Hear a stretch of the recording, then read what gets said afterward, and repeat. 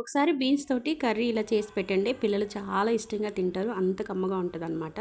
ఇలా చిన్న చిన్న ముక్కలుగా కట్ చేసుకొని వాటర్లో కడిగి నూనె వేసేసుకొని పోపు వేసుకోవాలన్నమాట. ఇలా పోపులో పసుపు, ఉప్పు వేసుకొని కలుపుకోవాలి. ఇలా కలుపుకొని మనం కడిగి బీన్స్ అన్నీ ఇందులో వేసేసుకోవాలన్నమాట. ఇలా వేసేసుకొని మూత పెట్టేసుకొని ఉడకనివ్వాలి. బాగా నీరంతా పోయి ఇనికిపోయిన తర్వాత ఉడికిన తర్వాత ఈ విధంగా ఉంటదనమాట.